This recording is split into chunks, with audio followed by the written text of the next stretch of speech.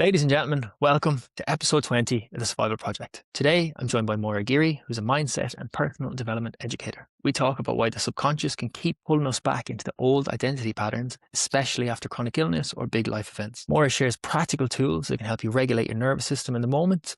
We also get into the power of physiology and how our thoughts create real physical responses in the body. Why so many of us end up living in the future when we're dealing with health. Thank you so much to Sol's Healthcare for making conversations like this possible and for creating apps like Osteoconnect. Connect. Chronic illness no longer has to mean isolation.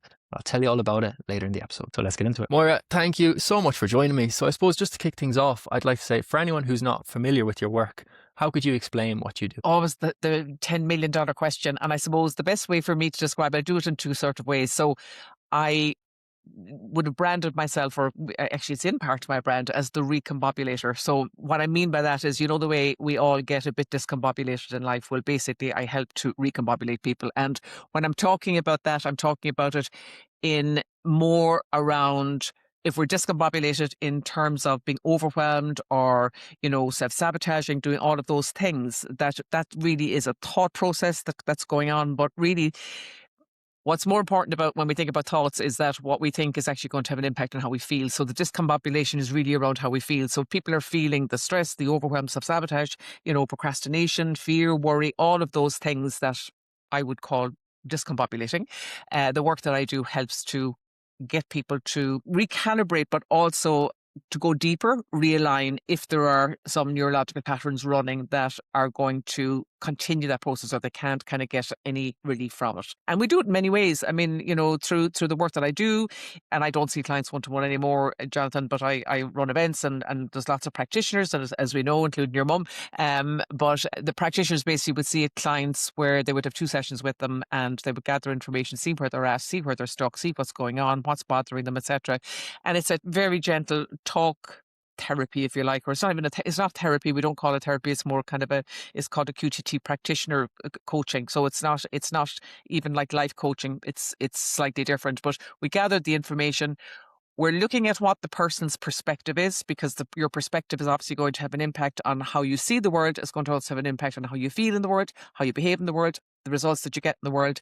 And we can ask very good questions to open up the possibility of a different perspective. And that would be the kind of the top layer. And then we look at neurological patterns. In other words, what have we been doing repeatedly all our lives? Have we been running a pattern of fear or worry around certain things? It might be in relationships, it might be in business, it might be around academia, it could be whatever. And where those patterns, if they keep running, where they've come from is somewhere most likely in the past. And we can very gently identify where they were set up and where our nervous system got used to, first of all, decided to set up the pattern, and then it becomes very familiar.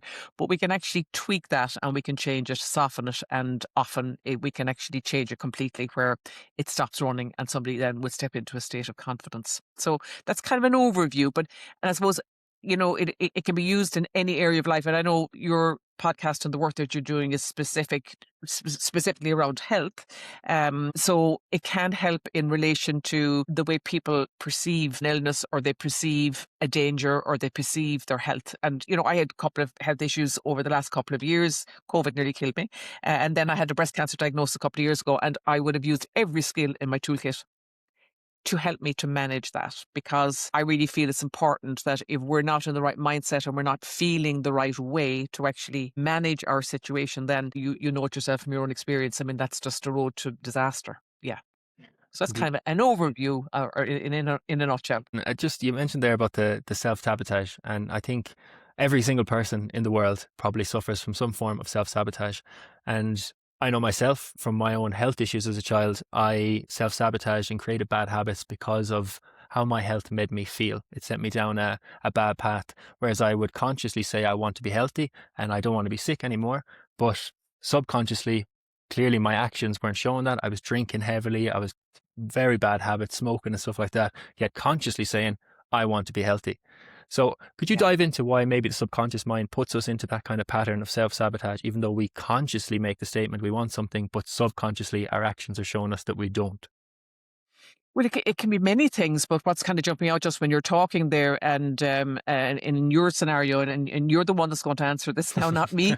So it could be one or two things. So if you're saying that you want to be healthy, and I know that there's a desire, even a feeling in your body that you want to be healthy, and that you are happy to do things to strive for that, and that at the other side there's another part of you that's kind of going, to hell with this, I'm going to just do what I like and la la la la, and it could be a rebel aspect. So the rebel within you as a young man, and I can totally understand that. Or it could be a part of you that just feels, I really want to be healthy, but I don't really believe that I can be. So this will fulfill me in some way, make me feel good in some way, because I can't feel good by being over here.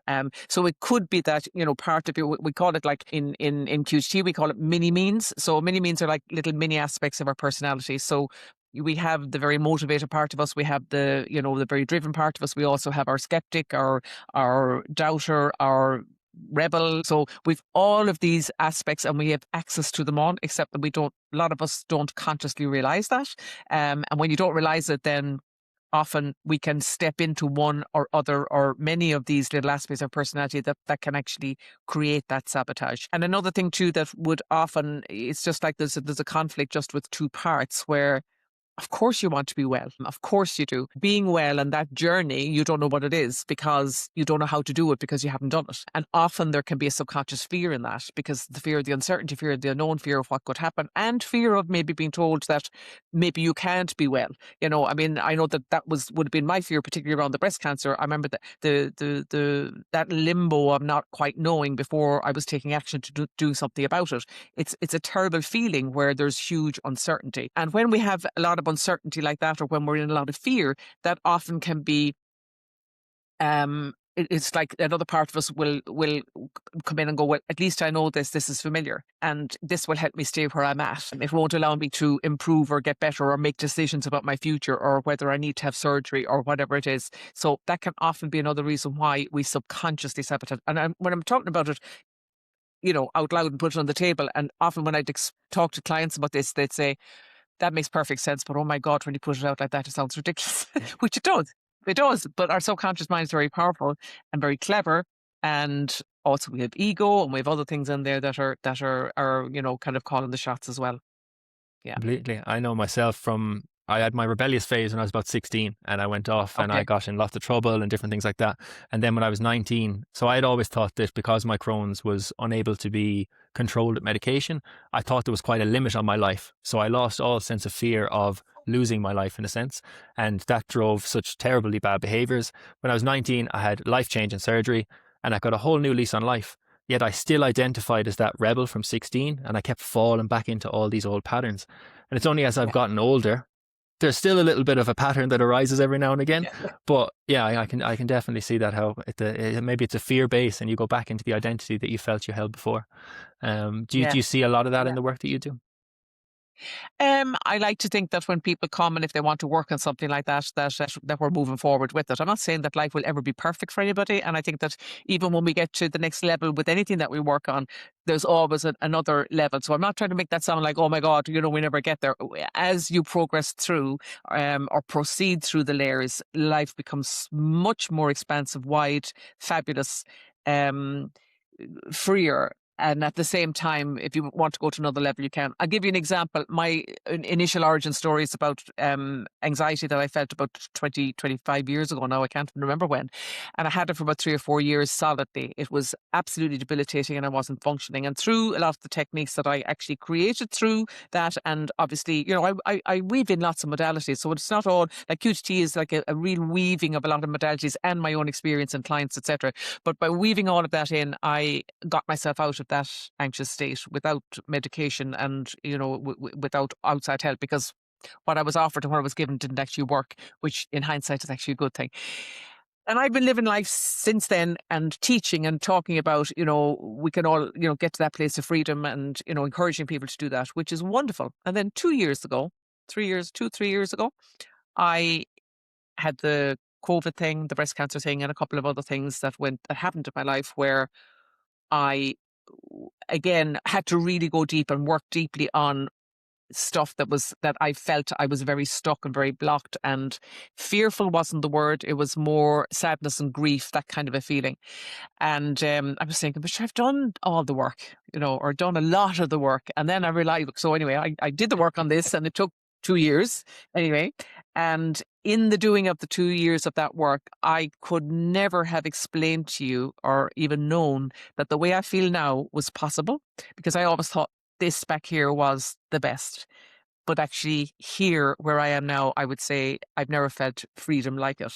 I always thought I had it here, and I did to a high extent.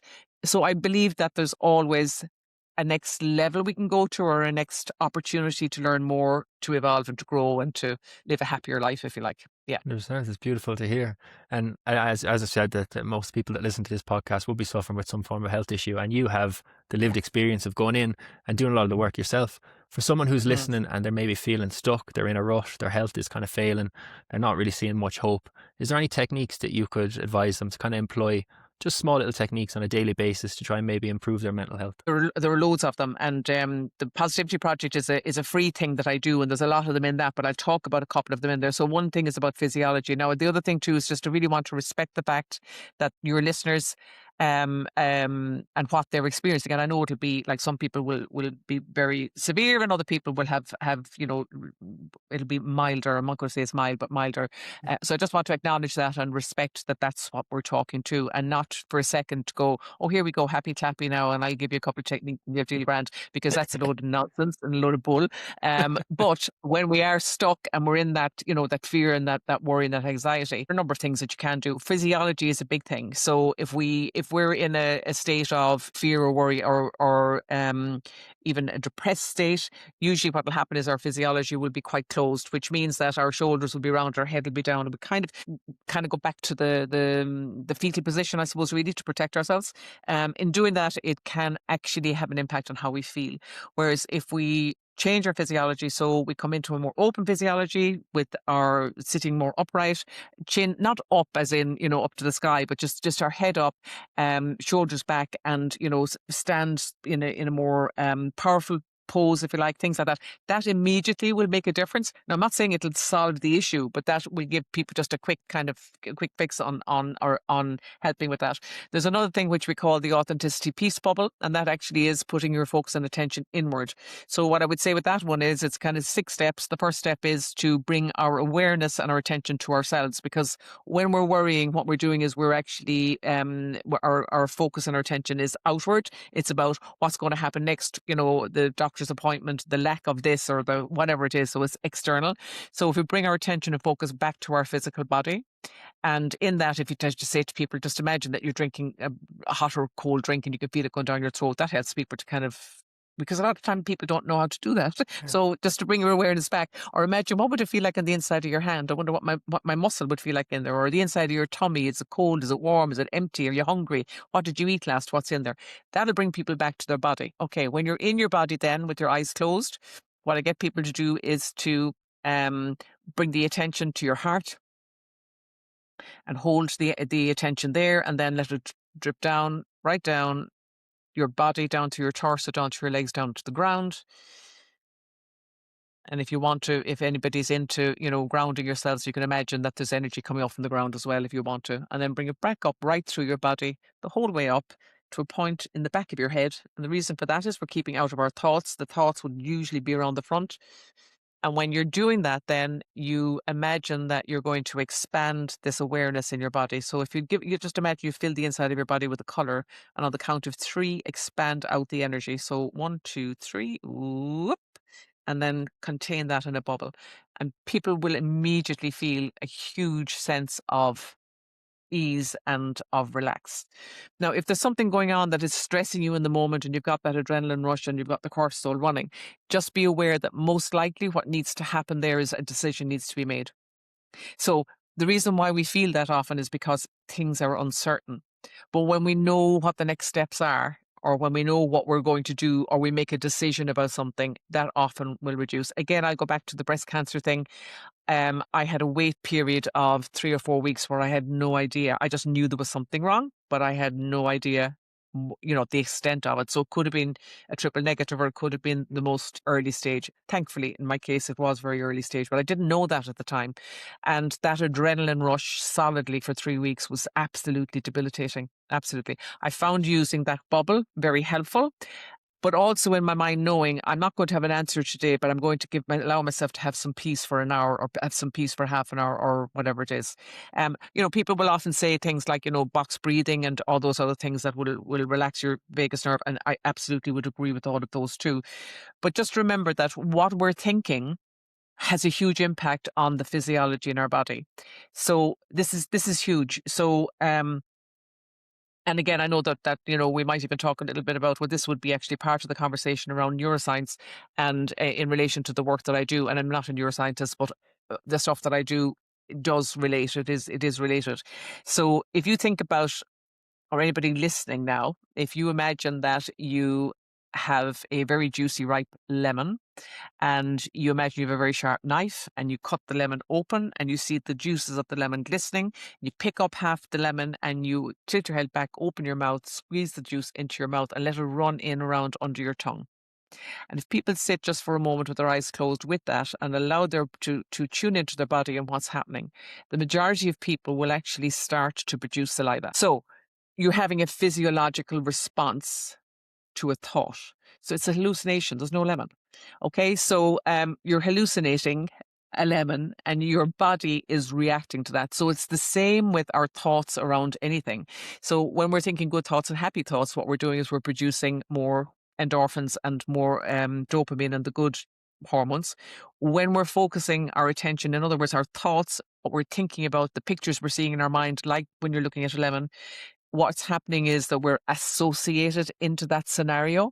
And because we're associated into it, the intensity of the feeling is higher. And when the intensity of the feeling is higher, then we're going to have a physiological response to it, which is usually pain, stress, fear, worry, anxiety, and all those things. Now, I'm not saying it's easy, but I think that sometimes when people understand how it actually works, as in when you see a picture in your mind, which we do all the time, we're doing that every moment of every day for people that can. There's a very small percentage of people that can't actually create pictures in their mind. I can't remember the name of there's a condition, but it's a very small minority. The majority of us are. Something as simple as, people say to me, "Oh, I can't visualize." I say, "Well, what side of your front door is your key on? Is the lock?" And straight away they have to create a picture to tell you. Yeah. Yeah. So it's the same as anything. When you're asked any question anywhere, you're creating pictures all day. In fact, you're creating movies, and usually we're in the movie, and usually we're the leading role. And we're often, when it's to do with health or worry or something like that, we're in the leading role of a catastrophic movie that we run all day. But actually it's not our reality. It's a potential for our future.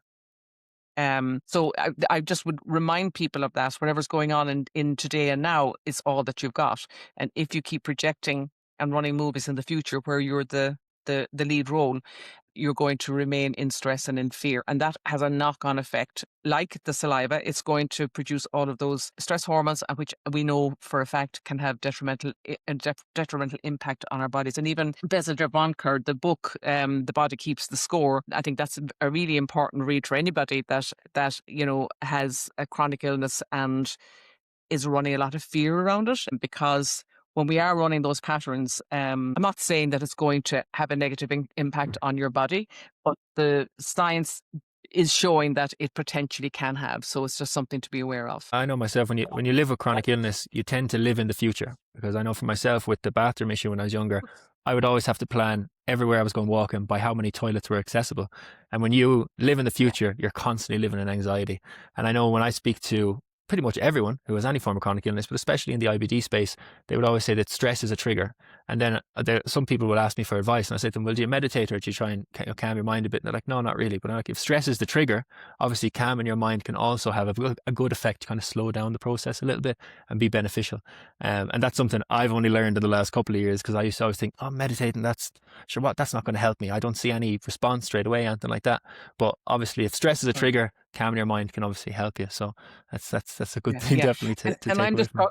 I'm I'm just talking about mind things that I would use. But I mean, what you're saying, meditation, walking, being out in Yeah. nature, all of those other amazing things, they are so important. And I would have thought in the last couple of years that walking, even though I do enjoy walking, but I now understand what people mean when they say it really supports their mental health, because it was a real game changer for me in the last couple of years when I was going through processing whatever I needed to process.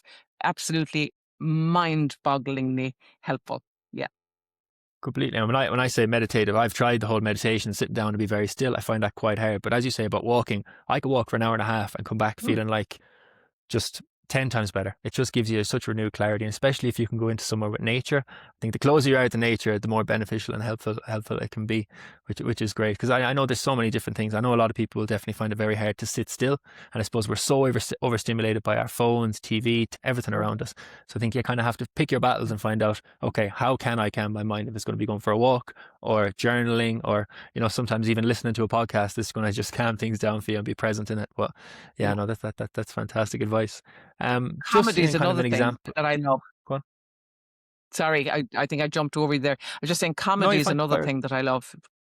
Yeah, yeah. So watching something that, if there's somebody in particular that you really enjoy, that completely is to me escapism, and it just really relaxes me. But it's a fabulous feeling as well, and really good for you. Yeah.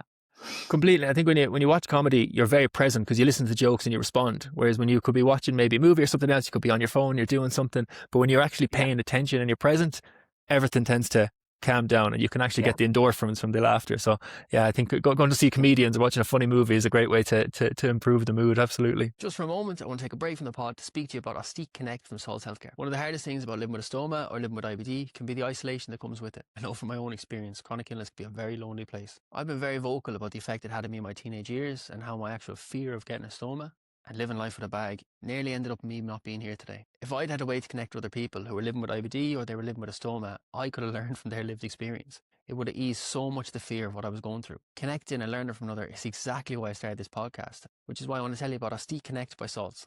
It's the first ever peer-to-peer support app for people who are managing gut health conditions. So whether you have a stoma now, maybe you'll have one in the future, or you've had one in the past, Ostique Connect has a bespoke algorithm that helps you meet people from all over the world.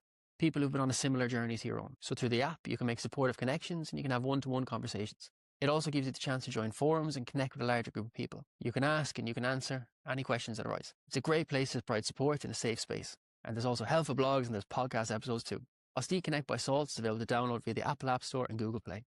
So if you want to check it out, click the links in the episode description or simply search Ostique Connect. Thanks for listening. Let's get back to the episode. One particular question I was going to ask you is kind of an example of a case study of someone who maybe came to you with a form of a physical ailment. Is that something you're able to dive into? To be honest, I wouldn't over the years have had a lot of people that would have come for physical ailment, but I would have people that would have come. I remember one lady in particular that came, and one of the issues that she was having, health anxiety. She wasn't unwell, but she was petrified that she was going to get unwell. And again, it goes back to what I was just talking about there in relation to I sat and listened to her for quite a while, and I was just listening to her narrative around what she was saying and picking up, the key words that she was using. And I remember one was worry. She says, I'm a worrier, I'm a worrier, I'm a worrier. And if you're saying that to yourself all the time, then yes, you will definitely be a worrier or become a worrier, and you definitely will stay a worrier, because what you're doing is you're reinforcing a belief system about something that she perceived it to be true. And as it happened, she was playing it out, so it was true for her. Having said that, when we have a belief or a belief system around something, it is possible to change that as well. But unfortunately, I can't really give you a full case study on anybody that came with something, a chronic illness or something like that. I mean, I would have helped people to work with Yeah. their mindset. Actually, I do remember a lady, part of her thing was that she had been diagnosed with breast cancer as well. And we worked on really her thought processes and how she was, managing that, etc. And again, all the stuff with the meditation too. But not anybody with chronic illness really.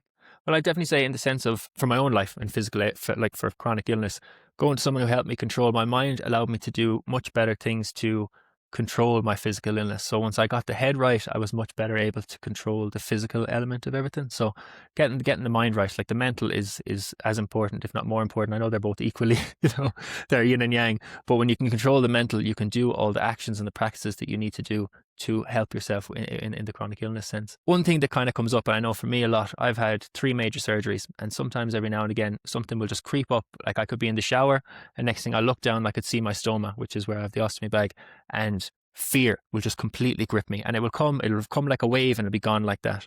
When it comes to kind of moving past these sort of things, is there an ability with the work you do to kind of move forward without diving into the past? First of all, if that's happening to you, it's kind of a natural response. If you can live with it, then it's okay. And you know that it's going to pass in a couple of minutes, then, you mightn't want to even do anything with it, and that's absolutely fine. But if somebody had that chronically, then what's happening there is that your body going into fight or flight when it has just been triggered by something that reminds it of something from the past, which might have been when you woke up from surgery, or when you realize that your stoma was the next step, or whatever it might have been, or could have been a number of things there. So what's happened back there is, when you experience that experience, from a neurological perspective, the Hebb's law that they talk about in neuroscience, so neurons that fire together, wire together. So when you have an experience where you fire off an emotional response to something that's happening, you're going to secrete different hormones into your bloodstream. Often when it's in fear, what you're describing is like fight or flight, so it's going to be adrenaline and cortisol.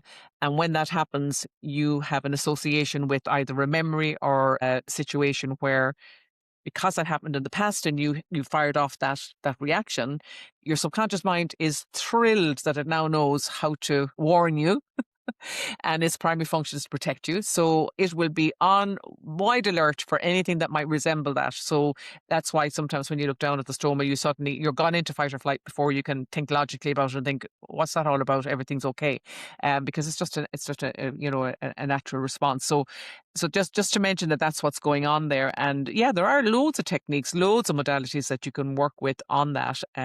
Everything with QTT, we do the quantum release that can help with that. So in other words, what it's doing is it's actually confusing the pattern.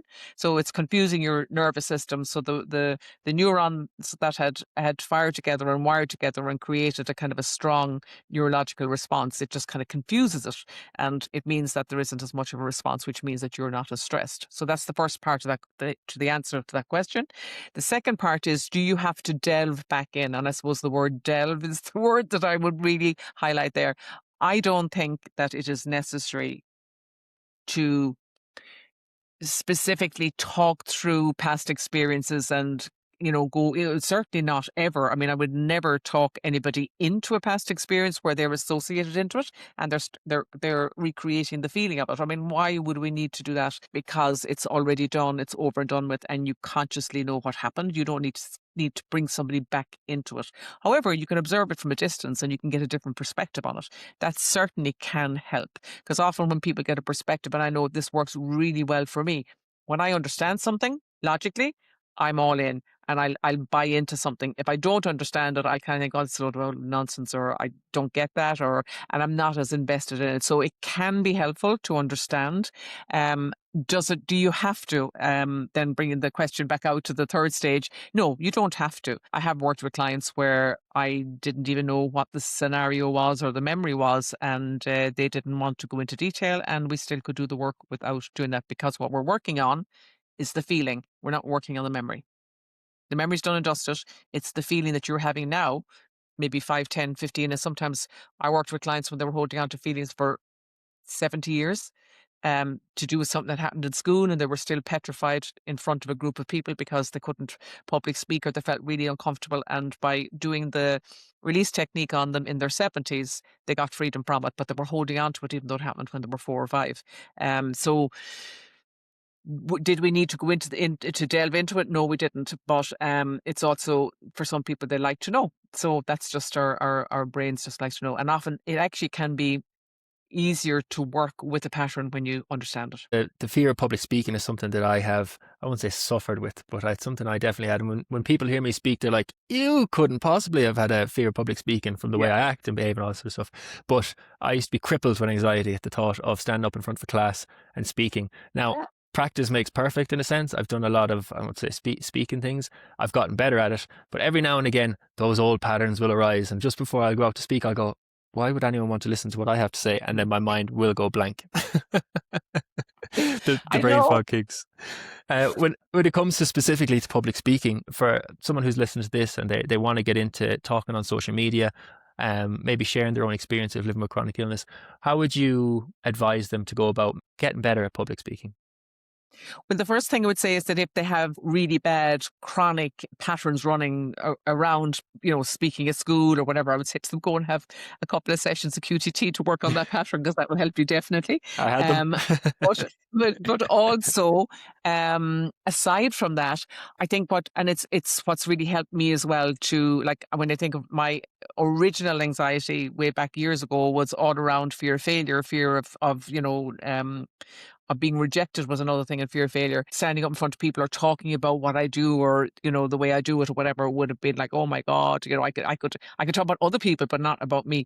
However, what has helped me over the years, and I think this is very beneficial to anybody, is when you actually think about, and I'm sure it has definitely helped you, Jonathan, too, when you think about, the passion you have for what you want to say and the importance of it. And when you allow yourself to really delve into the feeling of the importance of what you want to say and the impact it can have on other people, and when that desire or that need gets greater than your fear of what people might think, that actually creates a big shift, and that'll move it. But if people have a really strong pattern running, I would say do some work on the pattern first, and then, okay, there still will be a little bit of, oh, I don't know, I've never done this, whatever. And I would say, is rather than focusing on ourselves, because it's not about us, it's about the people that we're here to serve, or whatever the word is, to help, to support. Just imagine if you went through your life and you didn't say anything. What's it all about then? So, and I'd say that for myself, because sometimes I might have had a year or two where I kind of thought, oh, I can't be bothered, or I'm going to take some time out and chill out and whatever. And there's nothing wrong with that either. I'm totally entitled to do that. But then sometimes it'd be kind of hard to get back into it. And even I noticed on Instagram at the moment now, I'm very slow about getting back on. But what I need is just maybe an afternoon just to go into the energy of, if I don't ever speak again on Instagram, what difference is that going to make? And the answer is none. Whereas if I do, what difference could that make to other people? And that I feel that it's important that I do that. So to override it. And for me, it's not fear. It's at the moment we just can't be bothered, can't be arsed, basically. Yeah. Do we all have those moments? To be Absolutely. honest. Yeah, yeah, yeah. But definitely, I think finding your why. For me, the reason I started this page and started the podcast was I wanted to turn the pain of everything I experienced into a purpose. Because if I didn't use it to make some benefit from it, what a waste. It was just like that. If I Absolutely. never spoke, what was the point? It was just pain. There's no purpose from it. Mhm. So yeah, I get quite a lot of people who message me saying that they want to start talking online about it. So this is great advice that hopefully they'll be Yeah. listening to. Yeah, yeah. And I suppose, when I talk online, and I don't know if you do the same, but when I'm very clear on who I want to help and support. And I think you've got to keep that really, really front and center. So when I'm talking to the camera, I'm only talking to one person. I'm talking to that person, and I kind of have a profile of them in my mind. So they're the only one I'm talking to. I know that there's cousins and friends and aunts and uncles probably all listening in and going, what is she on about now? I can't allow that to come in. I just have to focus on, who am I here to help? Who exactly are they? What are they like? Talk only to them. And I always talk to their issues, their problems, their pain points.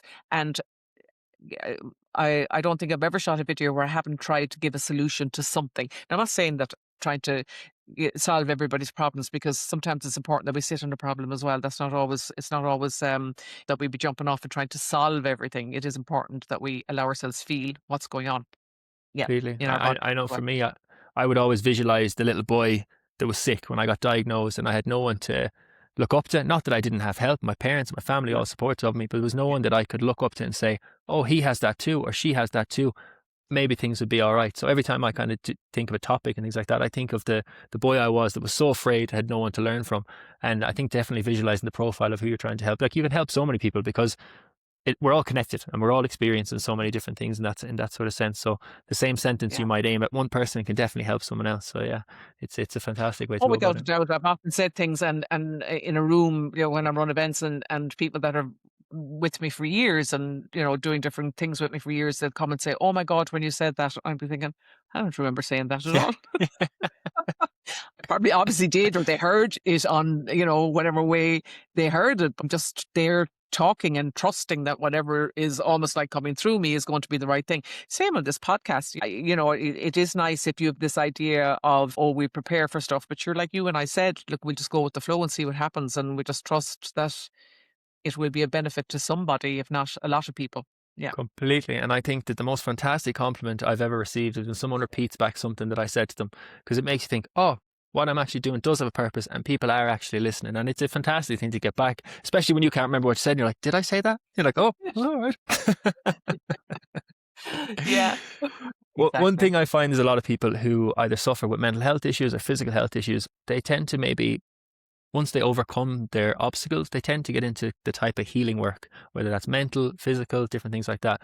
For anyone who's listening, who's possibly interested in getting involved and trying out QTT or maybe becoming a practitioner, how would they go about that? Well, if anybody, the QTT modality is like personal development modality, and it's very much, I think it really suits people that kind of want to work things out a bit, but not without delving into the past, but also that are interested in helping people to change perspective where transformation can happen. So I suppose it needs to be somebody that's kind of like that. It's not where you're going to be sitting with clients for months and months and months. We kind of like to think that people will get moving with an issue and get it sorted in a couple of sessions.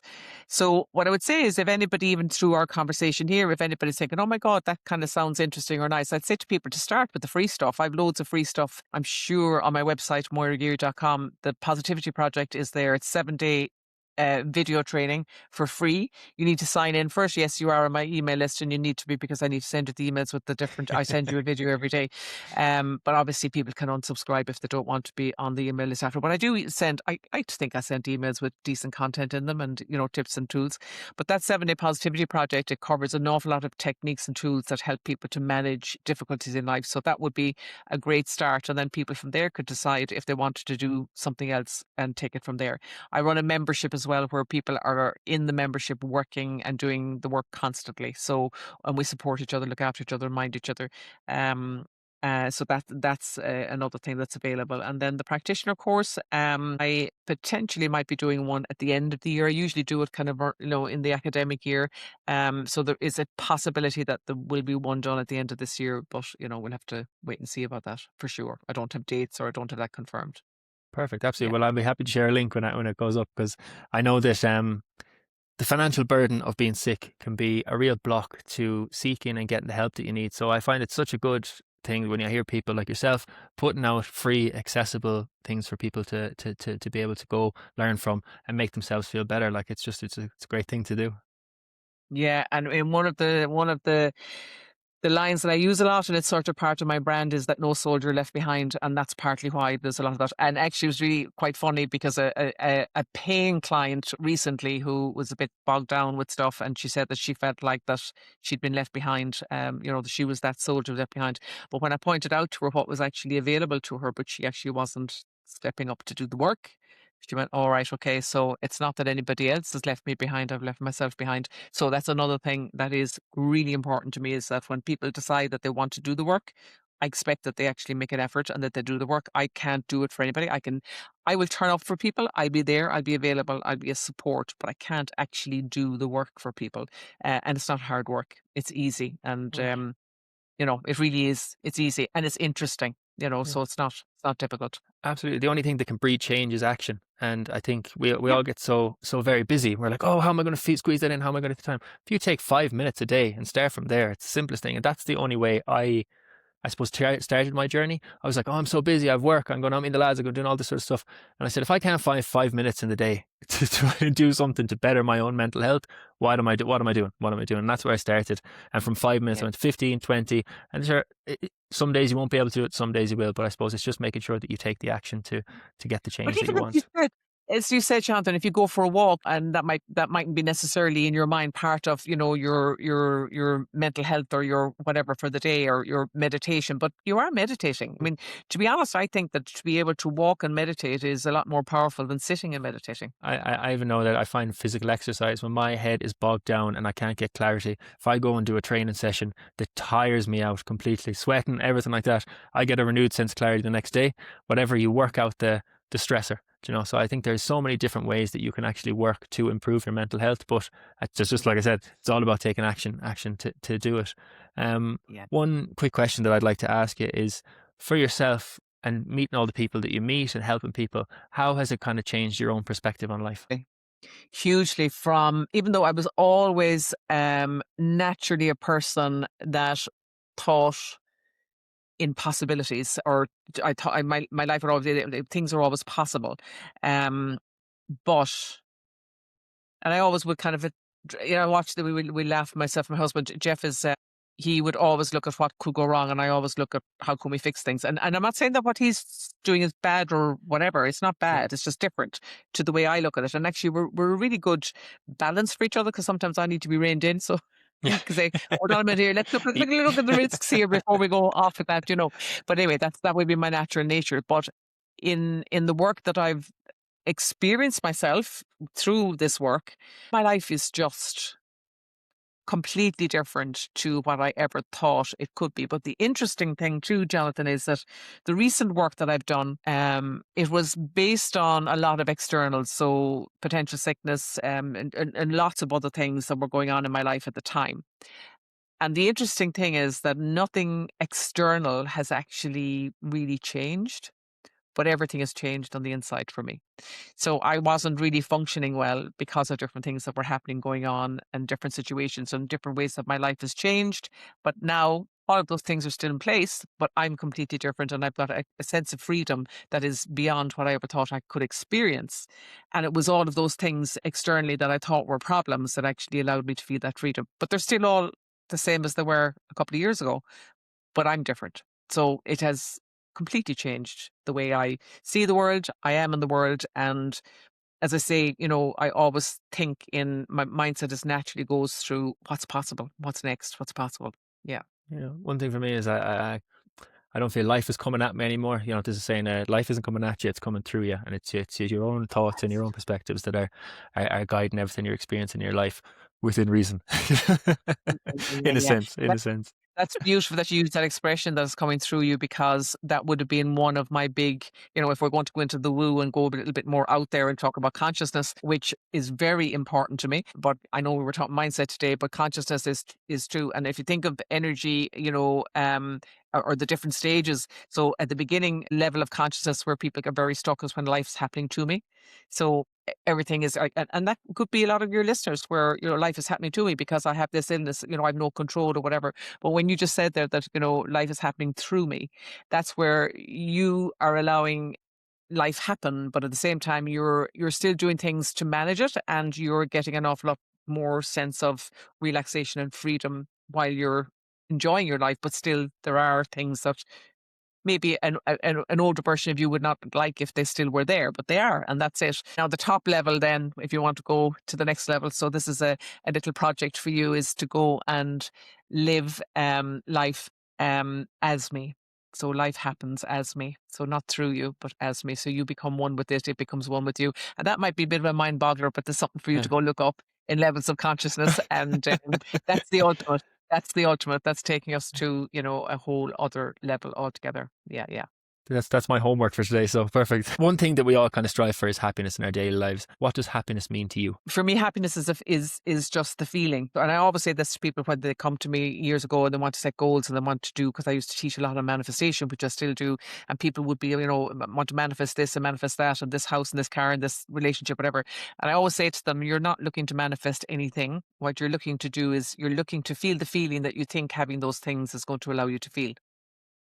That's good. And that to me is happiness. If you can create that feeling, and we all have the power to do that, we can create our own happiness. And it's a little bit like what I was saying to you there, in the last couple of years, doing all the work with the situations in my life that are exactly the same. But I found, I won't say peace. It's not peace. I'm not accepting things. I'm actually joyful about the things that are still in the situation. And that to me is happiness. Yeah. It's a feeling. It's that feeling that we make inside. And am I happy all the time? Of course I'm not. Sometimes I'm just I have a natural my personality would be my default where I get discombobulated would be I get frustrated and irritated. I'm impatient, and I would have been an in the past a control freak. So I love to control things, whatever. Now I find I'm a lot softer on that, but I still like structure. Let's get on with it. Let's work out the strategy. What are the steps? Move forward. And if everybody's not in line and they're not up to scratch, I can get very frustrated. So I'm not saying that I'm always happy and aligned and everything's perfect and wonderful. No, it's not. I'm human. I have an ego, and yeah, I have down days, up days, but in general, I would say that I am very happy. Yeah. Yeah, I think moments and people will show you where you're not free in a sense, but I suppose having the conscious and the actual knowledge of knowing that you're reacting in a certain way because of something is a great thing to have. Because how can you change something if you're not conscious of why you're reacting to it? So yeah, it's a great, Yeah. great thing to hear. We have covered so much from Brilliant. here today. Is there anything you would like to share with the listeners?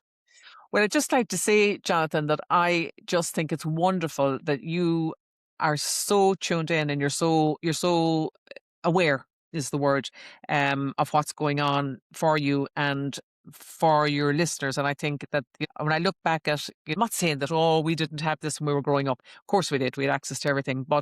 And I'm not saying that I wish I knew it all or as much as you know at your age, but I just think it's such a gift and such a privilege. So, really, you know, um, appreciate it isn't the word, but enjoy it and spread the word because I think your generation are fantastic. I have three boys similar, to your age, and they're great. They talk a lot to me, and they talk a lot to everybody. They're very clear on their mental health, and they're very open. And I just think it's wonderful that your generation are doing that, and that you're looking out for each other and you're minding each other. So please keep doing it, and we'll do our best to guide you with whatever bit of wisdom we've left. But no, Absolutely. I really want to say that I really appreciate you all. I think you're an amazing generation. You really are. Yeah, yeah. I think it's amazing we live in the age of information and an age of information where people are so willing to share. I know we give out about social media and all things come with it, but there is such positives alongside the negatives. Absolutely. But people are getting so much more conscious of why their own thoughts breed the actions that they take. So yeah, we're in a fantastic time of where we're waking up, you know. Yeah, yeah, But yeah, yeah. Maura, thank you so much for joining me today. I really appreciate your time and sharing your knowledge. And thank you for having me. Pleasure, absolute pleasure. If you enjoyed this conversation, please share it with someone who's been stuck in their head lately or navigating stress around health. And if you want to explore more and Moira's work, she mentioned her free positivity project, and I'll include the links in the description. Thanks again to Souls Healthcare for making this possible. If you'd like to check out ST Connect, you can do so by searching ST Connect in the App Store or Google Play. Next week's episode will be Reflections, where we take a look back at the previous 10 episodes. Topic will be fear. I hope I'll see you back next week for episode 21.